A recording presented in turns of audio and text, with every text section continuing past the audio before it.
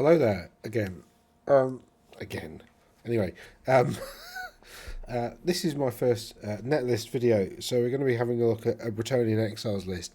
Basically, these sort of net lists videos are kind of based on me reviewing, I don't know, hundreds of, probably hundreds, possibly over 1,000 lists of a whole variety of factions over the last year.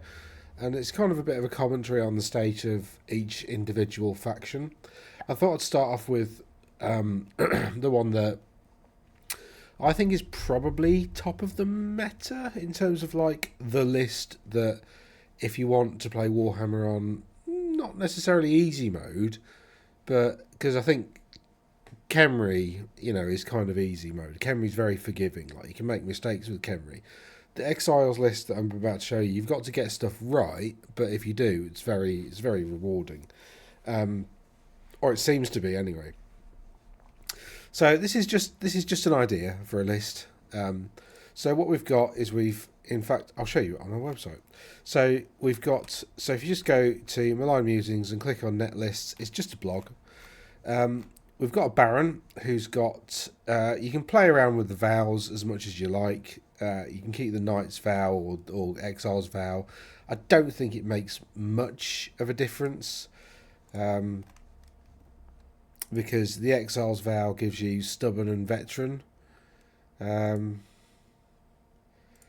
the Paladin, I haven't done that yet. The Paladin does want the Exile's Vow. There's an error already. Anyway, I need to change that. Because of this thing. And anyway, there's so many synergies. There's so much cool stuff that it does. Right, so first off, you've got a Baron with the Virtue of Knightly Temper, the Frontier Axe. The Barons and the Paladin are all on Royal Pegasus. And then you've got an Outcast Wizard who's level 3. He's got an additional magic missile. And he's just there to kind of give you that top flight wizard. You can't take level 4s in Exiles. That's your limitation. The core stuff, I've gone for a unit of 10 mounted Knights of the Realm. I much prefer 10 over than 6. I think 6 just dies too easily, whereas 10 has a bit of poke. But you got to spend 500 points on core. As you can see, I spent 501. I've gone for 2 units of 5 mounted yeomen. Because they're some of the best light cavalry in the game. I've also gone for 14 peasant bowmen because of stakes, really. And you've got to take a unit of either yeoman or peasant. No, you don't. Sorry, you've got to take a unit of peasantry. In fact, let's get the book up as well. So, Arcane Journal Bretonnia.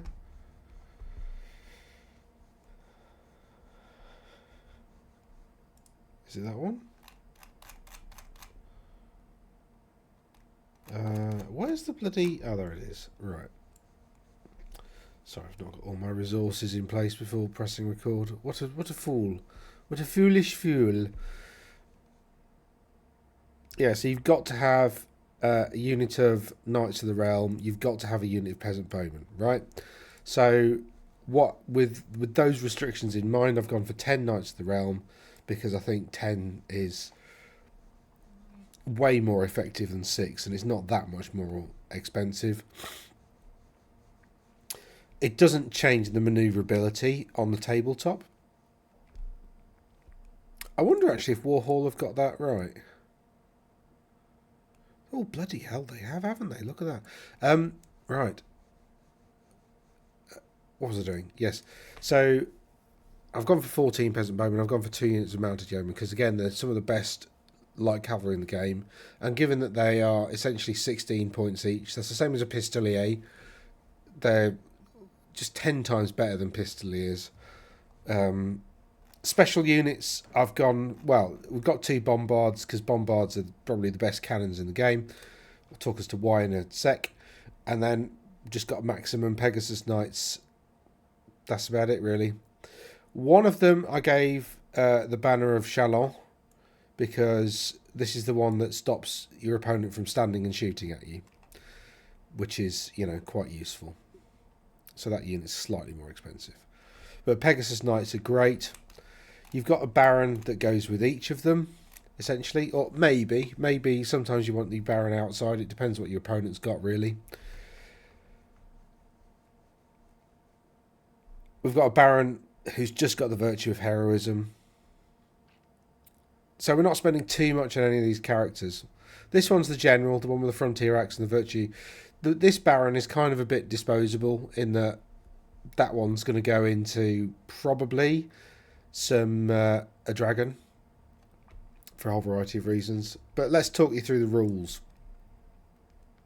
So the Baron, who's the general, we start off with... he's on the Royal Pegasus because they're fantastic.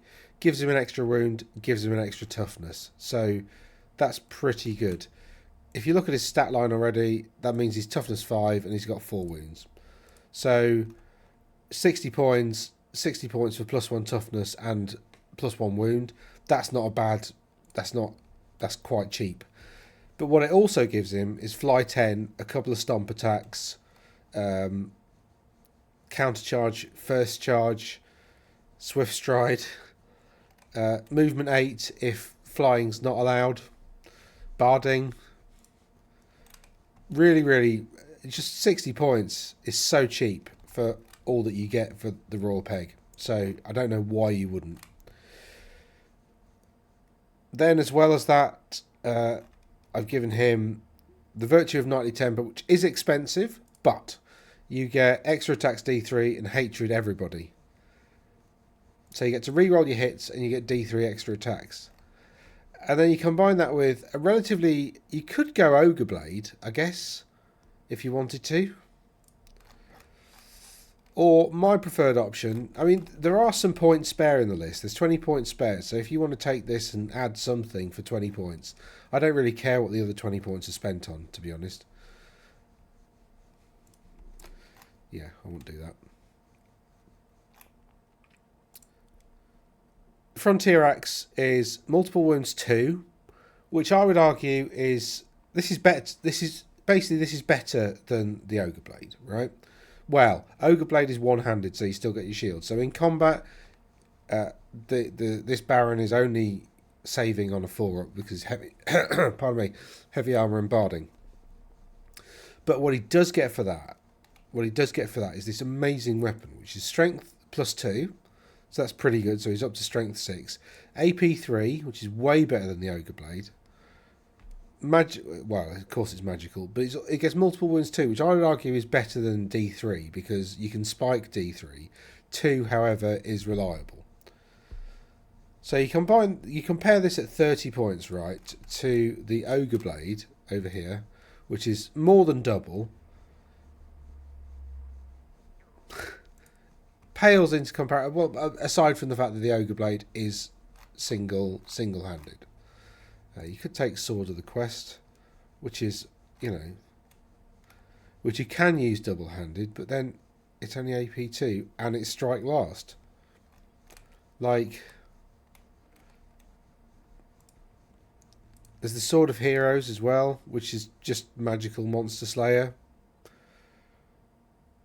And 5s to wound, always wound. Heartwood Lance is alright, but you only get it on the charge.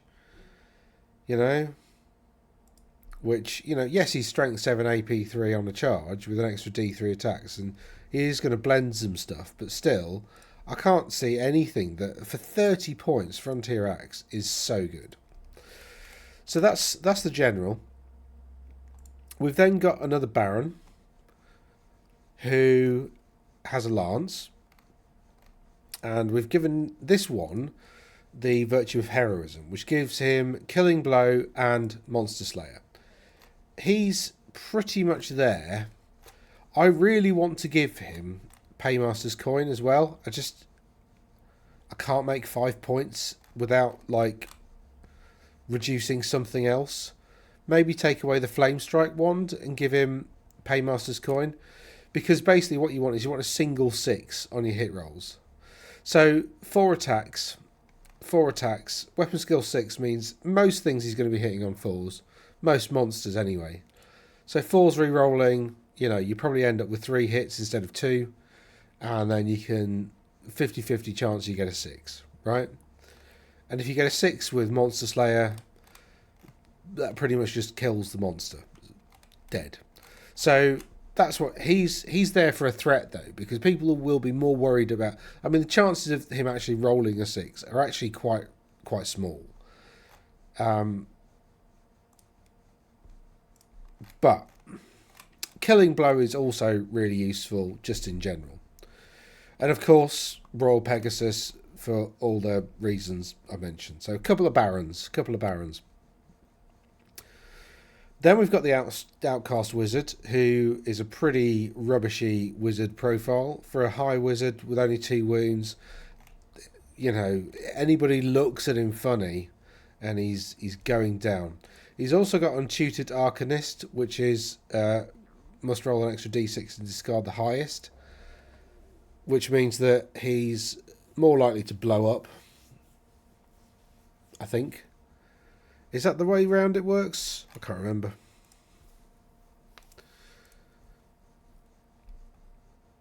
No, sorry. He's less likely to blow up, which is good because it's actually a benefit for him.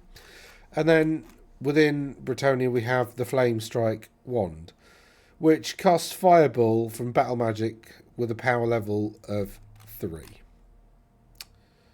With a power level of 3. Ruby Ring is 30 points, cast Fireball with a power level of 2. 30 points, 15 points. Yes, this is an arcane item, but, you know, still, it's half price and better. So I don't know why you'd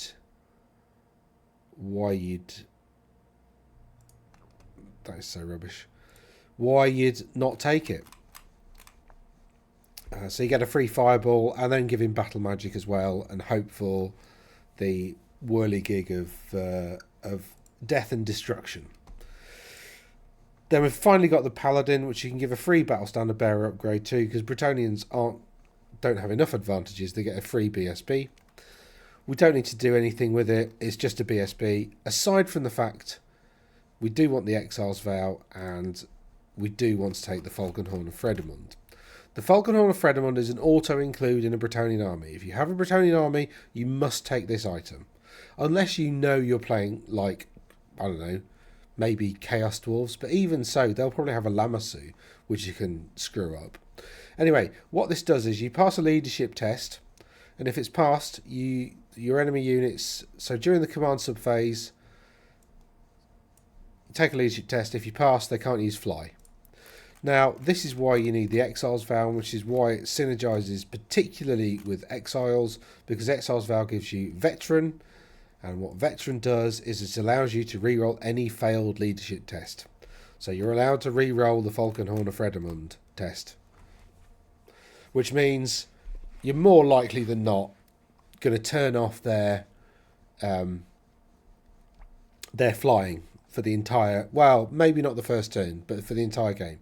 Now, Exiles have certain disadvantages over Bretonnians in that they do not get the blessing at the start of the game. They can earn it. So if they make an overrun move, or go away, or make contact with a fleeing enemy during a charge or a pursuit, you get the blessing.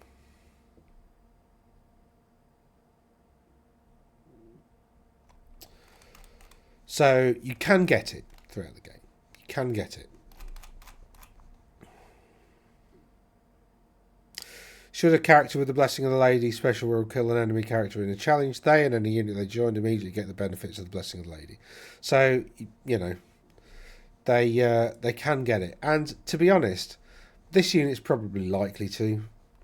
In fact, yeah, I think that's probably where I'd spend my last few points. Gauntlet, where is it? Gauntlet of the Jewel. 5 points, extremely common. 1 each. That seems sensible. Because one Baron, this Baron probably goes with the unit with the banner of Chalon, which does make it a 500-point unit. But what that does mean is that because of how flexible they are, because they're flying skirmishers and they've got fly 10, which is quite a fast fly. Like you see fly 8 and fly 9 quite a lot, so fly 10 is quite fast. So because of that,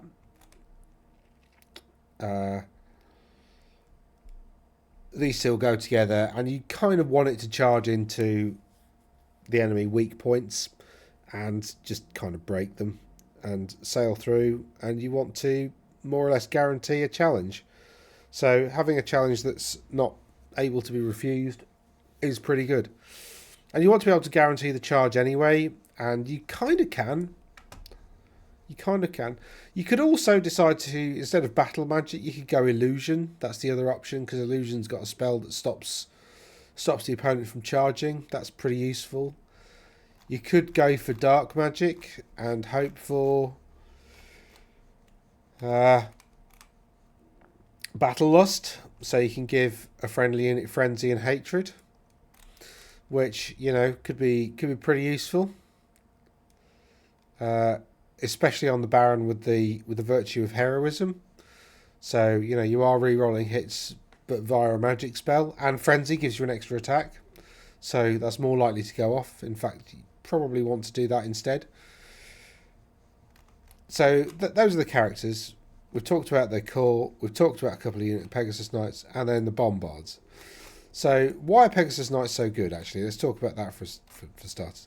Well, firstly, they're skirmishers, and firstly, they are skirmishers, and they obviously have Swift Stride, and they got Fly 10, which means their maximum charge range is 19, which is pretty large. Typically, cavalry is about 16, so these have got 3 extra. The other thing that they've got is they've got dispersed formation, which means they're skirmishers, but they can be 2 inches apart rather than the usual 1 inch apart. So you can really like daisy chain them out.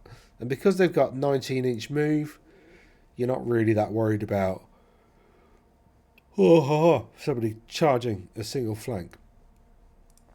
I think that's how dispersed formation works. I've said that, and now I'm doubting myself, but I'm pretty sure that's how that works. Yeah, 2 inches. Skirmishers have 360 line of sight, so you can just move them 20 inches on the first turn, and they've got Furious Charge, which is just great. That you can put them in a lance if you want, but you probably don't want to. And then finally, we've got a couple of Bombards. Why are Bombards so good? Well, firstly, are the rules here? No. Okay, why are they so good as war machines? Well, firstly, it's a great cannon, sort of. It's strength 8 and AP 3, which is a great cannon strength 10 AP 3. But the difference between 10 and 8 is neither here nor there, really. They're both wounding dragons on a 2, right? So functionally, it makes very little difference. The great cannon's 60-inch range, the Bombard's 48. So, you know, if we look here, 48, you know, pretty much gives you, you know, more or less the entire tabletop if you're sensible with where they're placed. So really the only place that they can put a dragon is like over there, which is where you want them to, because all this stuff is set up to essentially combat res off a dragon, right?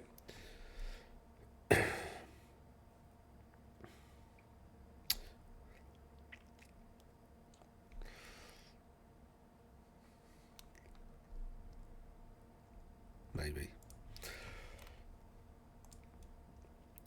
It has armor bane 2. It's got the cannon fire, which means it can do grape shot, blah, blah, blah, blah, blah. It's got the bombard misfire table. So your normal misfire table is 1, it blows up. That's the same. 2 to 3 on a black powder, on a normal misfire table is can't shoot this turn or next. The bombard loses a crew member and can't shoot this turn. So the normal misfire table is lose a crew member and can't shoot this turn or next. So it's better because of that.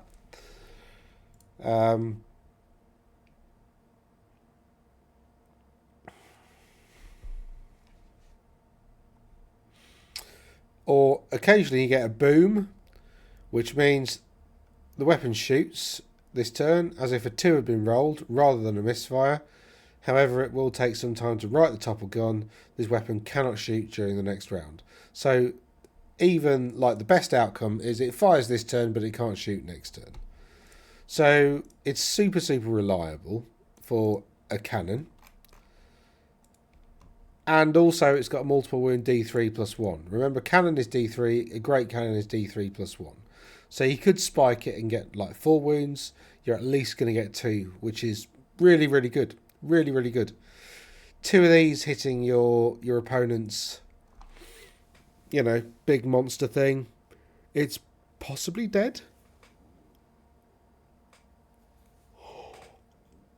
2 cannons shooting a dragon. Maybe not, but 2 of these shooting a dragon, maybe. So this has a lot of flexibility. So if we have a look at it like on a virtual tabletop, we've got one unit here with the Duke in, we've got another unit there, and 20 inches. Remember they're skirmishers, so they can go, you know, so you can put these here and make it look like you're on this flank. And then, you know, these are your light cavalry. They can do whatever the hell they want. These could go here to, like, you know, present a counter charge. This can come and fly over here. You know, this is like turn 1. Do you know what I mean? So you've moved like the entire army, like quite a distance, and you know, it doesn't really resemble where you started. That's just one turn of movement. So it's so flexible because of how far these things can move.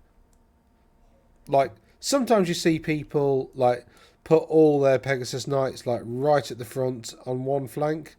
Sometimes you see them do this sort of thing, where they kind of do that, and then they sort of balance it out by having, like, a cannon sort of here, and looking at the topography sort of there, and then that like that and that like that, and they kind of split their force in 2, something like that. You know, it really does depend on what your opponent does. It's very flexible though, because of how far these things can move, and like in any direction. Like, you don't even have to measure, you don't have to do any manoeuvring or anything with these. It's just such a flexible and useful unit in the game, and this is why I think Bretonnia is doing so well at the moment, is because of Pegasus Knights. They're absolutely fantastic. They're just a really, really good, like, solid unit in the game. So yeah, that's my take on Bretonnian Exiles. Let me know what you think. As ever, I've been Dan Elkington, and I hope this has been useful. Like, share, subscribe, all that kind of stuff. And I shall see you. Oh, that's an interesting development. I shall see you in... Where does that go?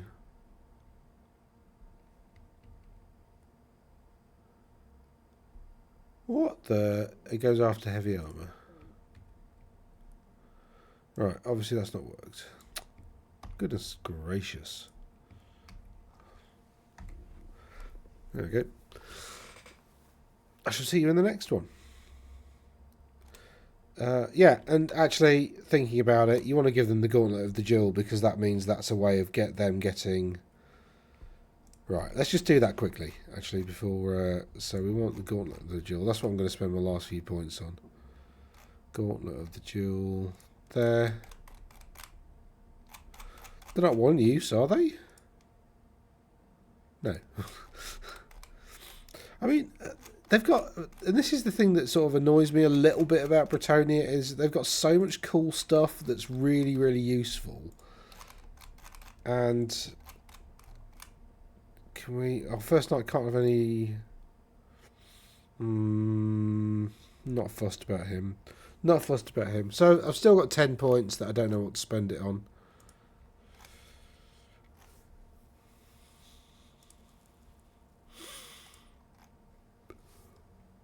Rubbish.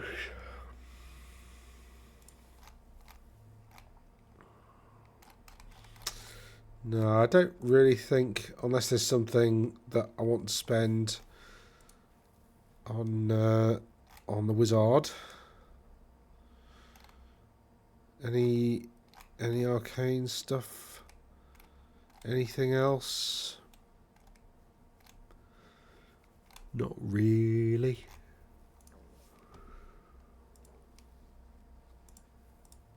No banners.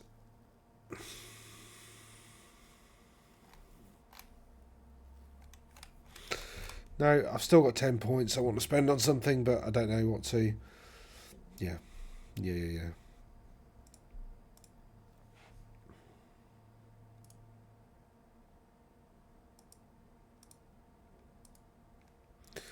Is this going to work now?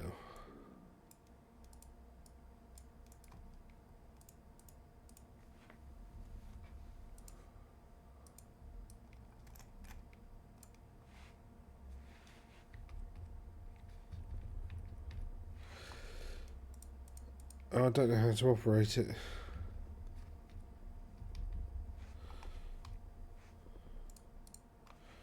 What the flip is going on?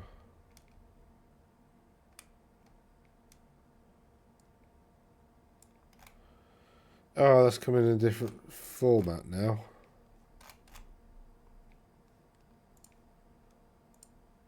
That's not what notes means. Anyway, I'll fix that later. Anyway, I think I did this last time. Noticed a mistake and decided to correct it and then made more of a mess of it. Anyway, I shall wish you a good day and let me know if there's a faction you want me to have a look at and make some suggestions as to list building, faction, sub-faction, whatever. And I'll have a troll through, some like tournament winning lists and see what the common factors are and do my best. Oh yeah, and also if you agree, you got any opinions, let me know in the comments. I've responded to all of them. I intend to keep going. So anyway, I shall wish you a good day and adieu.